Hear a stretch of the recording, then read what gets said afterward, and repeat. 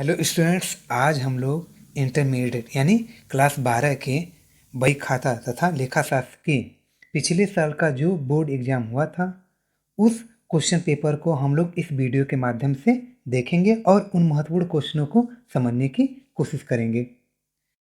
1 से 10 तक जो क्वेश्चन है वो बहुविकल्पी है, जिसके 4 ऑप्शन दिए गए होते हैं हर प्रश्न के। तो हर प्रश्नों का जो 4 ऑप्शन होता है उसमें से एक जो ऑप्शन सही होता है। ये तो चीज़ें आप लोग जानते ही होंगे। तो चलिए हम लोग उन प्रश्नों को देखते हैं। पहला क्वेश्चन है, अंशों का निर्गमन किया जा सकता है। इसके भी 4 ऑप्शन दिए गए हैं। क्वेश्चन नंबर दूसरा है, अपरहित अंशों के पुनः निर्गमन के बाद अंशहरण खाते का शेष अंतरिम किया जा सकता है। इसके भी 4 ऑप्शन दिए गए हैं। तीसरा है, आय व्यय खाता बनाया जाता है। इसके भी 4 ऑप्शन दिए गए हैं। क्वेश्चन नंबर 4, गुप्त संचिति का सृजन किया जा सकता है। इसके भी 4 ऑप्शन दिए गए हैं। क्वेश्चन नंबर 5, निम्नलिखित में से कौन सा अनुपात एक व्यावसायिक संस्था की अल्पकालीन वित्तीय स्थिति की सुदृढ़ता को दर्शाता है। इसके भी 4 ऑप्शन दिए गए हैं। क्वेश्चन नंबर 6वां है, लागत लेखांकन का प्रयोग किया जाता है। इसके भी 4 ऑप्शन दिए गए हैं। 7वां है, लाभ हानि नियोजन खाता अनिवार्य है। इसके भी 4 ऑप्शन है। 8वां क्वेश्चन है, अंतिम स्टॉक का मूल्यांकन किया जाता है। इसके भी चार ऑप्शन है। क्वेश्चन नंबर 9, कौन सा संचय आर्थिक चिट्ठी में नहीं दर्शाया जाता है। इसके भी 4 ऑप्शन दिए गए हैं। क्वेश्चन नंबर 10, वर्ष के मध्य में घोषित किया जाने वाला लाभांश कहलाता है। तो इसके भी 4 ऑप्शन दिए गए हैं। अब जो है 11 से जो 20 तक के हैं क्वेश्चन है वो very short answer type question है, यानी अति लघु उत्तरी प्रश्न। तो चलिए इनको भी हम लोग देखते हैं। क्वेश्चन नंबर 11 है, बोनस अंश से आपका क्या अभिप्राय है। क्वेश्चन नंबर 12 है, अंश एवं ऋण पत्र में क्या अंतर है। 13वां क्वेश्चन है, संभाव्य दायित्व से आप क्या समझते हैं। 14वां है, प्रावधान एवं संचय में अंतर कीजिए। 15वां है, आयगत लाभ एवं पूंजीगत लाभ में क्या अंतर है। 16वां है, आय व्यय खाता एवं लाभ हानि खाता में क्या अंतर है। 17वां है, साझेदारी फर्म के समापन की किन्हीं 2 दशाओं का उल्लेख कीजिए। 18वां है, रास एवं उच्चावचन में क्या अंतर है। 19वां है, कुल लागत के विभिन्न तत्व क्या हैं। 20वां है, पुनर्मूल्यांकन खाता क्या है। 21 से जो 26 तक के क्वेश्चन हैं वो शॉर्ट आंसर टाइप क्वेश्चन है, यानी लघु उत्तरी प्रश्न है। तो चलिए इसको भी हम लोग देखते हैं। 21वां है, लागत लेखांकन क्या है, यह वित्तीय लेखांकन से किस प्रकार भिन्न है। 22वां है, विनियोग के क्रय एवं विक्रय पर ब्याज सहित एवं ब्याज रहित से आपका क्या आशय है, उपयुक्त उदाहरण के साथ स्पष्ट करें। 23वां है, साझेदारी एवं कंपनी में क्या अंतर है। 24वां है, साझेदारी संलेख के तत्व की व्याख्या कीजिए।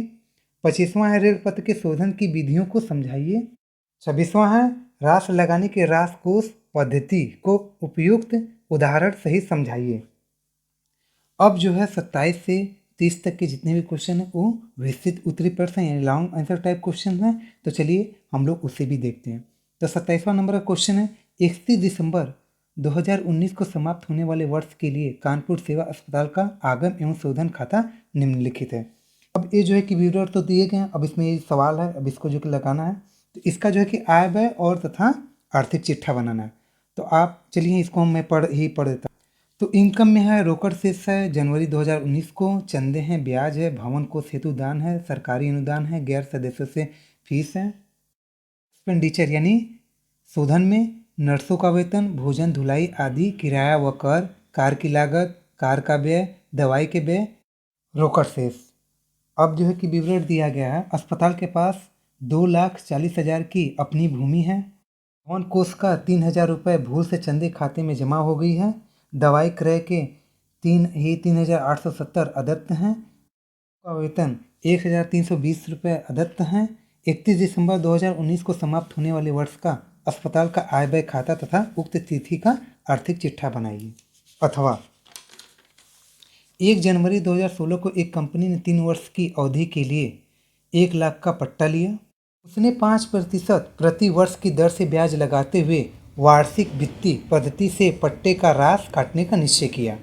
₹1 की वार्षिक वित्तीय 3 वर्ष के लिए 5% वार्षिक ब्याज पर 0.230974 है।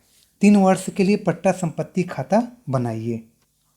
28वां क्वेश्चन है अ, ब और स 2:1 के अनुपात में लाभ हानि के विभाजन हेतु एक फर्म में साझेदार है। 1 जनवरी 2018 को उनका चिट्ठा निम्नांकित था। तो इसमें चिट्ठा और दायित्व जो कि संपत्ति भी पक्ष दिया है, दायित्व पक्ष दिया है। तो चलिए हम लोग दायित्व पक्ष को पहले देखते हैं। लेनदार हैं 12,000 के, संचिति है 5,000 का, अ ब स की पूंजी है 15,000, 12,000, 6,000। संपत्ति पक्ष बैंक 12,200, देनदार 8,000 के हैं, उस पे जो कि प्रावधान 200 का जो कि लगा हुआ है, तो यहाँ पे 7,800 का हुआ।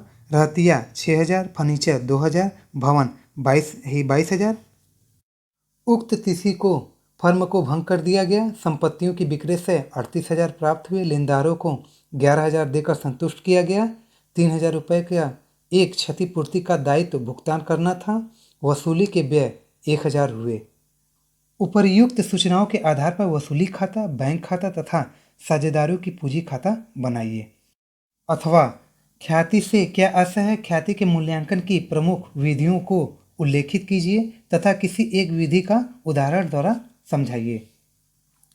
Question number 29। 1 जनवरी 2016 को शारदा लिमिटेड ने 100 वाले 3,000 12% ऋण पत्रों को सम मूल्य पर निर्गमित किया, जिनका शोधन 3 वर्ष के बाद होना था। कंपनी ने ऋण पत्रों के शोधन हेतु 3 लाख का एक बीमा पॉलिसी लिया, जिस पर वार्षिक प्रीमियम 96,000 रुपये का था। तीसरे वर्ष के अंत में पॉलिसी की राशि प्राप्त हो गई तथा ऋण पत्रों का शोधन कर दिया गया। कंपनी की पुस्तकों में 12% ऋण पत्रों खाता, ऋण पत्र शोधन खाता तथा ऋण पत्र शोधन पॉलिसी खाता बनाइए। अथवा अलिमिटेड कंपनी ने प्रत्येक ₹10 वाले 6,000 समता अंश 10% कटौती पर निर्गमित किए। इन पर ₹2 आवेदन पर, ₹3 आवंटन पर और ₹5 प्रथम एवं अंतिम याचना पर देय है। मोहन, जिसके पास 1,000 अंश है, आवंटन प्रथम एवं अंतिम याचना का भुगतान नहीं किया, अतः उसके अंशों का हरण कर लिया गया और उसकी 5% कटौती पर पुनः निर्गमित किया गया। कंपनी की पुस्तकों में जर्नल की आवश्यक लेखें कीजिए। क्वेश्चन नंबर 30 है निम्नलिखित शेषों से 31 जनवरी 2019 को समाप्त होने वाले वर्ष के लिए जेड कंपनी लिमिटेड का लाभ हानि खाता बनाइए। विवरण है भवन 3 लाख रुपए, मशीन 3,30,000 रुपये, प्रारंभिक स्टॉक है 75,000 का, अंतरिम लाभांश है 37,500 का, फर्नीचर है 7,200 का, देनदार है 87,000 रुपये का, क्रय है 1,85,000 का, प्रारंभिक व्यय है 5,000 का, मजदूरी है 84,865 रुपये का, सामान्य व्यय है 16,835 रुपये है, गाड़ी भाड़ा है 13,115 रुपये, वेतन है 14,500 रुपये, संचालक शुल्क है 5,725 रुपये, अशुद्ध ऋण है 2,110 रुपये का है, ऋण पत्रों पर ब्याज 9,000 है, पिछले वर्ष का शुद्ध लाभ है 14,500, विक्रय 4,15,000, अशुद्ध ऋण प्रावधान है 3,500 रुपये का, 12% ऋण पत्र रुपये 1,50,000 रुपये। समायोजनाएँ हैं अंतिम रहतिया है 1,95,000 का, भवन पर 5%, मशीनरी पर 25 तथा फर्नीचर पर 10% की दर से राशि काटिए। प्रारंभिक व्यय घटाकर 500 रुपये करना है। ऋण पत्रों पर आधे वर्ष का ब्याज देय है। देनदारों पर 5% की दर से अशुद्ध ऋण का प्रावधान करना है। करों के लिए 37,000 का आयोजन कीजिए। अथवा अनुपात विश्लेषण से आप क्या समझते हैं? अनुपात विश्लेषण की विभिन्न विधियों का वर्णन संक्षेप में कीजिए। तो ये सब जो क्वेश्चन थे वो तो खत्म हो गए। तो चलिए बोर्ड परीक्षा की दृष्टि से जो भी इम्पोर्टेंट क्वेश्चन लगे उससे आप जरूर रिवीजन करें। तो चलिए हम लोग मिलते हैं नेक्स्ट वीडियो में, तब तक के लिए थैंक यू।